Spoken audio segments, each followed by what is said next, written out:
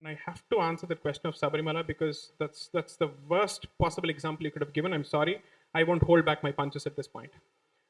Please understand, Sabarimala is not a question of culture. It's not a question of gender. It's not a question of fashion. It's not a question of misogyny. It's a question of a certain tradition which has origins which have been contorted, distorted, and played out in a very different light in public domain. Every person who talks on this particular issue, I just want to ask him one question, him or her or him in that order.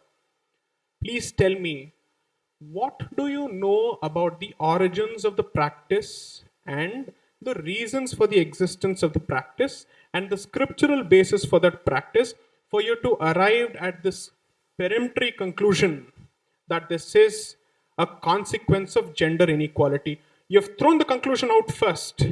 I would want you to retrace your steps and tell me what is it that you know about the practice in order for you to have arrived at that supposedly informed conclusion that is based on misogyny? May I request you to repeat it? Yes.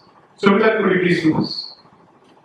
Sorry, Or okay, I'll do this because I've had the opportunity to speak on this on NDTV, which is I think the forum on which it should be spoken on, and I'll answer the question. There are two kinds of practices, particularly in Kerala, where there are certain spaces which are exclusive for females and certain spaces which are exclusive for males and certain spaces which are meant for everyone. You want a diversity to be protected, then please protect these diverse traditions as well. There are temples where men dare not enter, and particularly days where streets are vacated of men. Men can't even step into those streets because it's meant for women to pray in a manner they want to pray. There are deities which specifically are meant only for females. This is one thing. Two, we have to understand that if you want to have this discussion cannot start unless and until we take a look at the basis, which is the tradition. And what is the tradition?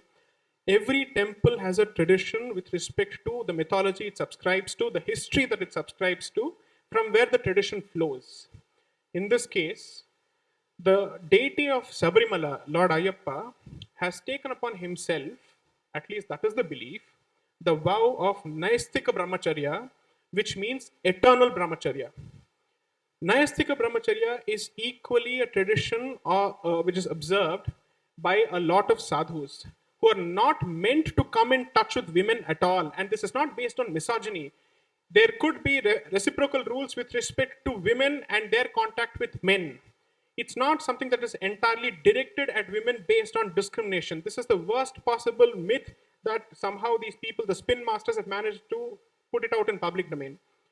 The rules of that school of thought require that you do not come in contact with women who still have reproductive capabilities.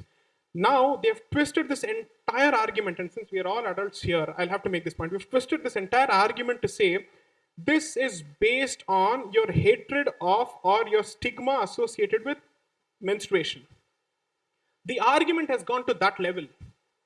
There are temples in this country which worship the physical process of menstruation. The Kamakhya temple. Who doesn't know this?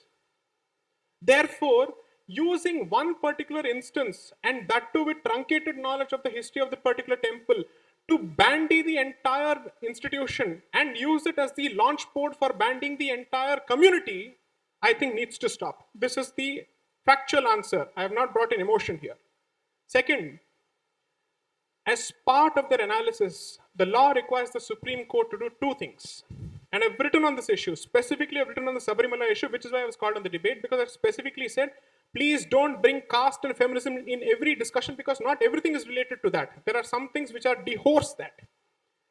The Supreme Court has said, and this is citing Article 16.5 of the Constitution with respect to appointment of priests in the Madurai Meenakshi temple, saying that respect the agamas or the scriptures that apply to a temple as long as they are not negatively discriminatory. इसका मतलब ये है, you are entitled to select a few people in terms of ingress and egress on positive attributes.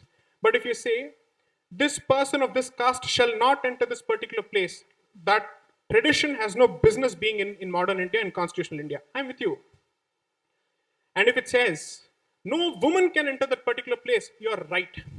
But it has qualified the position, it has given an age group, and it follows a certain tradition which is based on certain aspects which most people may not even believe in, or even if they believe in, they would not want to say that they believe in it. Do you know the tradition of Deva Prashna, which is actually followed in Sabarimala? The tradition is that the chief priest is supposed to be having a dialogue with the deity. And people are selected based on several considerations, right? From horoscope and whatnot, just how a Shankaracharya is actually selected for different mutts. And on the basis of that tradition, whatever he conveys as the will of the deity is implemented.